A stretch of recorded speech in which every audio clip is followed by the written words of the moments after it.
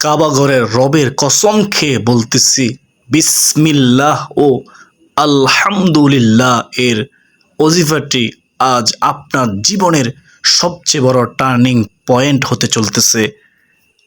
আজ আপনি এমন এক গোপন আমল বা ওজিফা রহস্যের কথা শুনবেন, যা শোনার সাথে সাথেই আপনার অন্তরাত্মা কেঁপে উঠবে এবং পরম খুশিতে আপনার চোখ ভিজে উঠবে।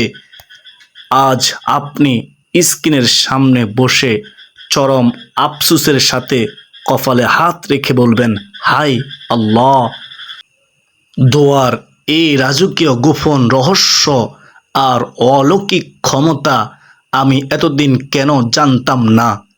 কেন এতদিন জীবনের প্রতিটা পদক্ষেপে হুচুট খেয়ে, কেন অভাব আর পেরেশানি সংসারে লাথি খেয়ে মরলাম?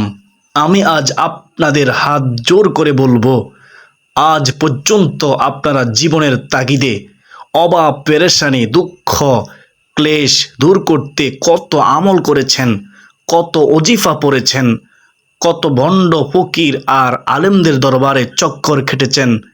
আজ কিছুক্ষণের জন্য ওই সমস্ত কিছু এক পাশে সরিয়ে রাখুন। আজ সব ছেড়ে দিয়ে শুধু এই কয়েকটি আমল অন্তরে গেঁথে নিন। যদি এই ধরনের খাঁটি, পাওয়ারফুল আর পরীক্ষিত আমল আপনারা মিস করে ফেলেন, তবে হতে পারে আপনারা আপনাদের জীবনের একটি টার্নিং পয়েন্ট হারিয়ে ফেলবেন। সঠিক নিয়মে এই আমলটি করার পরে যদি আপনারা কোনো রেজাল্ট না পান, তবে খোদার দোহাই দিয়ে বলছি, আপনাদেরকে আমার জুব্বা কলার ধরার অনুমতি দেব।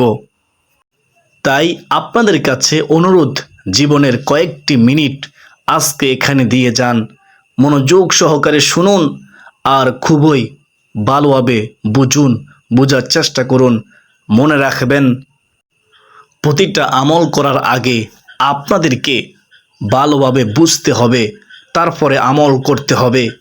আপনি যদি না বুঝে আমল করেন, তাহলে আপনার আমল কখনোই সহি শুদ্ধ হবে না। তাই আগে আজ আমলটি বুঝুন, তারপর আমলটি করুন। কেননা আজ আপনার ভাগ্যের চাকা 180 ডিগ্রিতে ঘুরতে চলতেছে। আজ আমি আপনাদের সামনে কোনো বানোয়াট গল্প বলতে আসিনি। আজ আমি আপনাদেরকে দিতে এসেছি পবিত্র কোরআন ও হাদিসের মহাসত্য ও জীবন্ত ওজিফা, ইনশাআল্লাহ।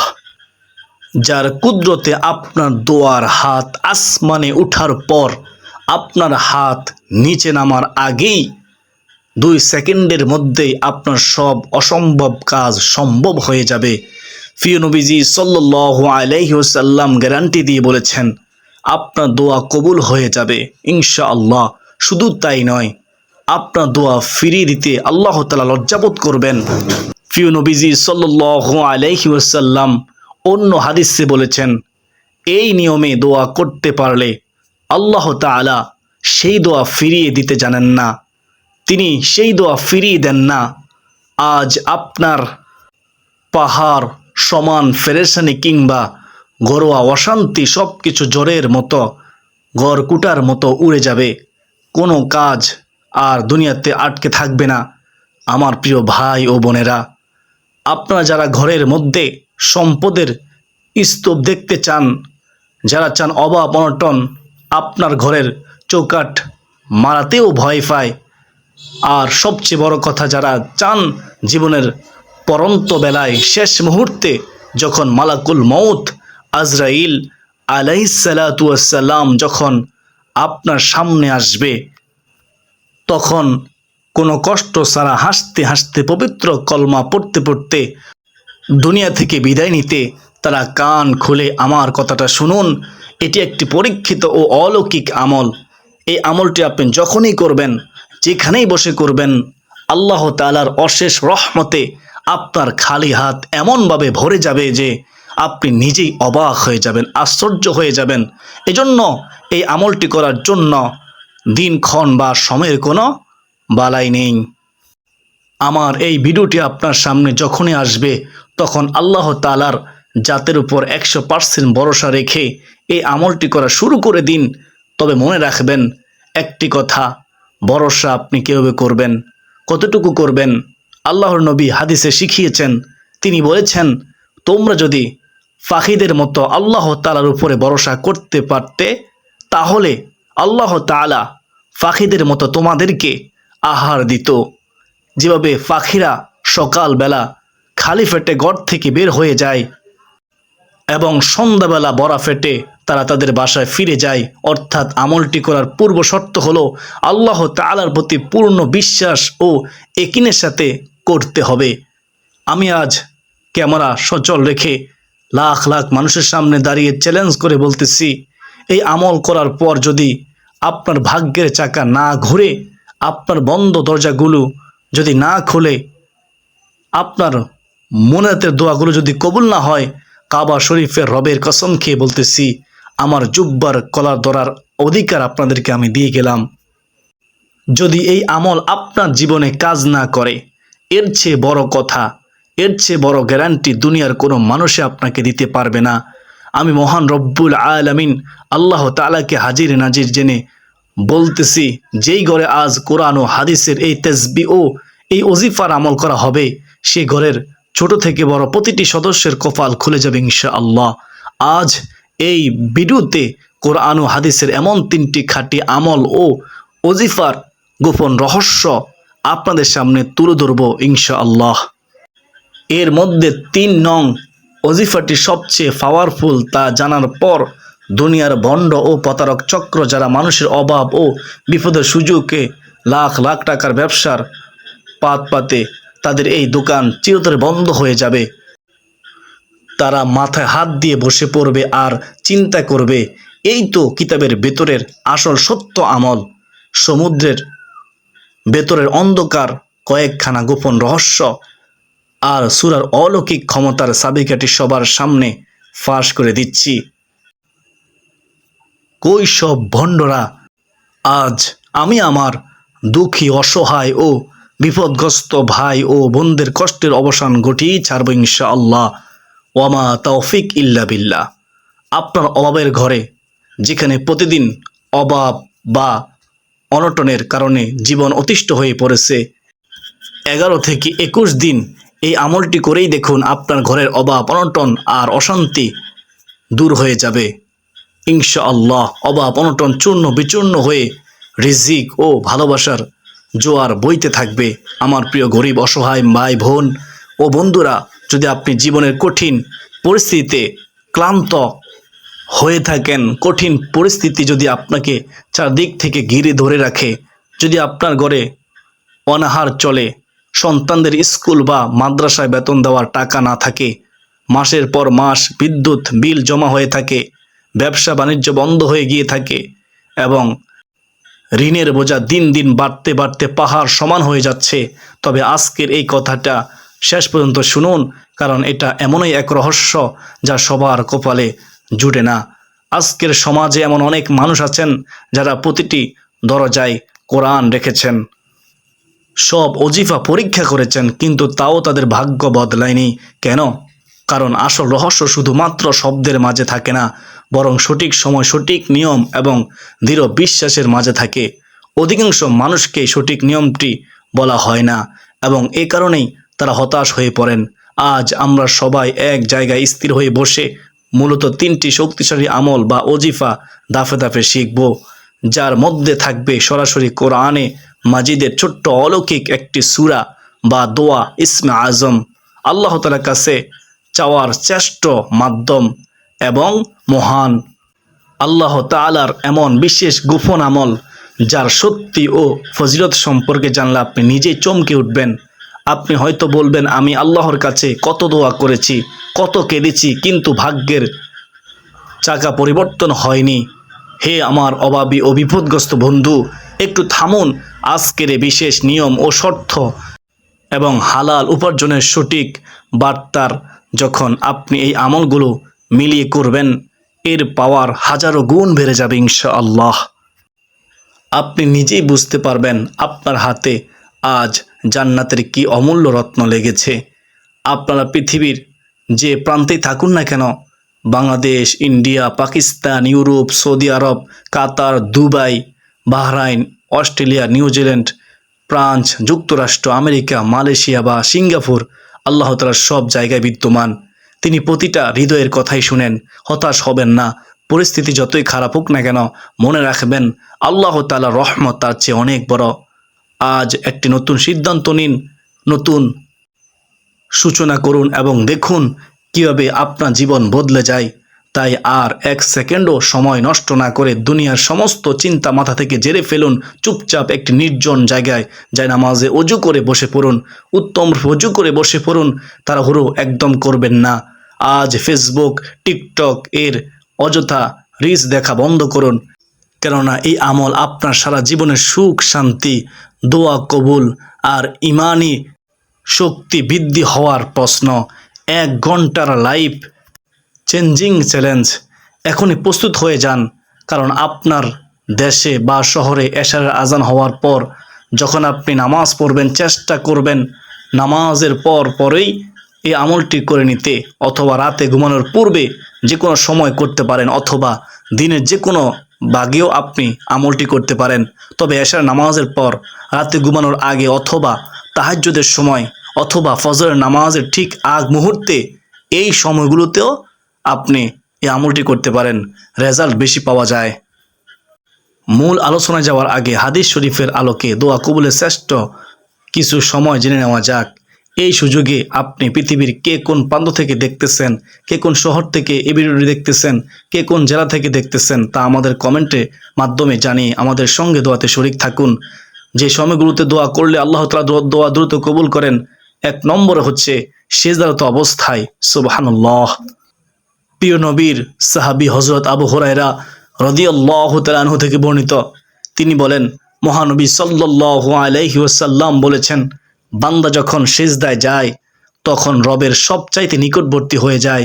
সুতরাং তোমরা সিজদায় গিয়ে বেশি বেশি দোয়া করো। এরপরে রাতের শেষাংশ ও ফজরের নামাজের পর। হযরত আবু উমামা রাদিয়াল্লাহু তাআলা আনহু থেকে বর্ণিত, রাসূলুল্লাহ সাল্লাল্লাহু আলাইহি ওয়াসাল্লামের কাছে জানতে চাওয়া হলো, কোন দোয়া সবচেয়ে বেশি কবুল হয়? তিনি বললেন, রাতের শেষ ভাগে অর্থাৎ তাহাজ্জুদ নামাজের সময় এবং প্রত্যেক ফরজ নামাজের শেষে দোয়া সবচেয়ে বেশি কবুল হয়। সুবহানাল্লাহ। তারপরে হচ্ছে আযান ও ইকামতের মধ্যবর্তী সময়। হযরত আনাস বিন মালিক রাদিয়াল্লাহু তাআলা আনহু থেকে বর্ণিত, রাসূলুল্লাহ সাল্লাল্লাহু আলাইহি ওয়াসাল্লাম ইরশাদ করেছেন, আযান ও ইকামতের মধ্যবর্তী সময় ফিরিয়ে দেওয়া হয় না দোয়া। সাহাবীরা প্রশ্ন করলেন, ইয়া রাসূলুল্লাহ, আমরা তখন কি দোয়া করব? প্রিয় নবীজি সাল্লাল্লাহু আলাইহি ওয়াসাল্লাম বললেন, দুনিয়ার কল্যাণ এবং আখিরাতের কল্যাণের জন্য দোয়া করো। এরপর হচ্ছে বৃষ্টির সময় দোয়া কবুল হয়, বৃষ্টির সময়ও দোয়া কবুল হয়। সুবহানাল্লাহ। হযরত সাহাল বিন সাদ রাদিয়াল্লাহু তাআলা আনহু থেকে বর্ণিত, রাসূলুল্লাহ সাল্লাল্লাহু আলাইহি ওয়াসাল্লাম ইরশাদ করেছেন, 2টি সময়ের দোয়া কখনো ফিরিয়ে দেওয়া হয় না, 1 আযানের সময়, 2 বৃষ্টির সময়। একটি জরুরি কথা, অনেকে দোয়া করে ভাবেন যে দোয়া কবুল হচ্ছে না, কিন্তু মুমিনের দোয়া কখনো বৃথা যায় না যদি আপনি হারাম না খেয়ে থাকেন। দুনিয়াতে যে দোয়াগুলো কবুল হয় না, আল্লাহ তাআলা সেই দোয়াগুলো তার কাছে জমা রাখেন এবং আখিরাতে কিয়ামতের ময়দানে তার বিপুল প্রতিদান আল্লাহ তাআলা দান করবেন তাকে। সুবহানাল্লাহ। সেদিন আফসোস করে বলবেন, হায়, দুনিয়াতে যদি আমার কোনো দোয়াই কবুল না হতো, তাহলে আজ আমি আরও বেশি বিপুল প্রতিদান পেতাম। তাই দোয়া কবুল না হলে অধৈর্য বা পেরেশান হওয়া যাবে না। আল্লাহর নবীর একটি হাদিস রয়েছে, যারা নিজেদের দোয়ার ব্যাপারে তাড়াহুড়ো করে, অর্থাৎ দোয়া করার পরেই বলে যে আমার দোয়া কবুল হচ্ছে না কেন, আল্লাহ তাআলা তাদের দোয়া কবুল করেন না কখনোই। মহান আল্লাহ তাআলা যখন কোনো বান্দাকে ভালোবেসে নিজের প্রয়োজন বানিয়ে নেন, তখন 3টি নিয়ামত দেন। প্রথমত, তাকে নিজের আপন বানিয়ে নেন। দ্বিতীয়ত, তার দোয়া ফিরিয়ে দেন না। ইমাম বুখারী রহমতুল্লাহি আলাইহি, যিনি বুখারী শরীফ লিখেছেন, তিনি বলেন, প্রতিটি মুমিনের আর্থিক অবস্থা এমন হওয়া উচিত যে তার ধারণা এমন থাকতে হবে, মনে দৃঢ় বিশ্বাস রাখবে যে আমার রব এই দোয়া ফিরিয়ে দেবে না। আল্লাহর কাছে এই মকবুল বান্দারা কত প্রিয় তা বুঝাতে মদিনা শরীফের একটি বাস্তব ঘটনা জানা যাক। একটু শুনবেন মনোযোগ দিয়ে। একবার মদিনা শরীফের শহরে অনাবৃষ্টি ও দুর্ভিক্ষ দেখা দিল। মদিনার বড় বড় গণ্যমান্য ব্যক্তিরা বৃষ্টির জন্য ইস্তিসকার মাঠে জড়ো হয়ে বিকুল হয়ে কাঁদতে লাগলো, আল্লাহুম্মা, হে আল্লাহ বলতে লাগলো। সেখানে সাধারণ জনগণ মানুষের ঢল নেমেছিল, সবাই এই দোয়া পাঠ করতে লাগলো, হে আল্লাহ আমাদের উপর বৃষ্টি বর্ষণ করুন। কিন্তু আকাশের মেঘের এক ফোঁটাও নাম গন্ধ ছিল না। সেখানে সাধারণ এক জুতা মেরামতকারী মুছেছিলেন, যাকে গ্রামের মানুষ খুবই নগণ্য মনে করত। মদিনার এত মানুষের কান্নার পরেও যখন বৃষ্টি হলো না, তখন তিনি চুপচাপ নিজের দোকানটি বন্ধ করলেন। অত্যন্ত সুন্দর করে উজু করে 2 রাকাত নামাজ আদায় করলেন। তারপর তার দুটি দুর্বল হাত আসমানের দিকে উঠিয়ে কসম খেয়ে বললেন, হে আমার রব, আমি আপনার নামে কসম খেয়ে বলতেছি, মদিনার মুমিনের জন্য এই মুহূর্তে বৃষ্টির খুবই প্রয়োজন। হযরত মুহাম্মদ বিন মুনকাদির রহমতুল্লাহি আলাইহি বর্ণনা করেন, সে ব্যক্তির হাত নিচে নামানোর আগেই মহান আল্লাহ তাআলা মদিনা জুড়ে মুষলধারে বৃষ্টি বর্ষণ করতে শুরু করে দিলেন। বলুন না সুবহানাল্লাহ, কমেন্টে লিখুন সুবহানাল্লাহ। মহান আল্লাহ তাআলা কেন তার উপর এত সন্তুষ্ট ছিলেন জানেন? কারণ তিনি ছিলেন সম্পূর্ণ দুনিয়া বিমুখ। দুনিয়া হওয়ার লোভ বা দুনিয়ার মোহ তাকে তার সরল পথ থেকে নাড়াতে পারেনি। তিনি অল্প হালাল রিজিক পেয়ে আল্লাহ তাআলার প্রতি পরম সন্তুষ্ট ছিলেন। আল্লাহ তাআলার সন্তুষ্টির বড় 3 নম্বর আলামত হলো খাতেমাতুল খাইর বা সুন্দর মৃত্যু। প্রিয় নবীজি সাল্লাল্লাহু আলাইহি ওয়াসাল্লাম বলেছেন, আল্লাহ যার উপরে রাজি খুশি হন, আল্লাহ তাআলা তার মৃত্যুর আগে তাকে নেক আমল করার সৌভাগ্য দান করেন, বেশি বেশি নেক আমল করার সুযোগ দেন। সুবহানাল্লাহ। আত্মীয় স্বজনরা তার উপর সন্তুষ্ট থাকেন এবং নেক আমল করা অবস্থাতে তার ইন্তেকাল হয়। যেমন ঘটেছিল হাদিস সম্রাট হযরত আবু জুরা রহমতুল্লাহি আলাইহির ক্ষেত্রে, যার 7 লক্ষ হাদিস মুখস্থ ছিল। মৃত্যুর অতি মুহূর্তে তার শয্যা পাশে উপস্থিত ছিলেন। তার 3 ছাত্র তাকে সরাসরি কলমা পাক স্মরণ করিতে সংকোচ বোধ করেছিল। তাই তারা নিজেদের মধ্যে একটি হাদিস পড়া শুরু করলেন এবং এমন ভান করলেন যেন হাদিসের শুদ্ধতা তারা ভুলে গেছেন। হযরত আবু জুরা রহমতুল্লাহি আলাইহি মৃত্যুর সেই কঠিন কষ্টের সময়ও ছাত্রদের আটকে যেতে দেখে নিজে হাদিসের সহিহ সনদ পড়তে শুরু করলেন। হযরত মুআজ ইবনে জাবাল রাদিয়াল্লাহু তাআলা আনহু থেকে বর্ণিত, প্রিয় নবীজি সাল্লাল্লাহু আলাইহি ওয়াসাল্লাম বলেছেন, যার জীবনের শেষ বাক্য হবে লা ইলাহা ইল্লাল্লাহ, এটি উচ্চারণ করার সাথে সাথে তিনি মুস্কি হেসে ইন্তেকাল করলেন। তিনি নিজের চোখে জান্নাত দেখে খুশিতে হাসতে হাসতে আল্লাহ তাআলার মেহমান হয়ে গেলেন। এখন চলুন আলোচনা করি সে কয়েদখানা সম্পর্কে, যা স্বয়ং আল্লাহ তাআলা সমুদ্রের তলদেশে তৈরি করেছিলেন তার এক প্রিয় নবীর জন্য। তিনি হলেন হযরত ইউনুস আলাইহিস সালাম। আল্লাহ তাআলা তাকে 3টি অন্ধকারের কয়েদখানায় রেখেছিলেন, সমুদ্রের অন্ধকার, রাতের অন্ধকার এবং মাছের পেটের অন্ধকার। আর সেই কঠিন বিপদ থেকে তিনি নাজাতের জন্য আল্লাহকে যে বিশেষ কলমায় ডেকেছিলেন, তাই হলো দোয়া ইউনুস। এটি পবিত্র কোরআনে সূরা আম্বিয়ার 87 নম্বর আয়াতে বর্ণিত, লা ইলাহা ইল্লা আনতা সুবহানাকা ইন্নী কুনতু মিনাজ জালিমিন।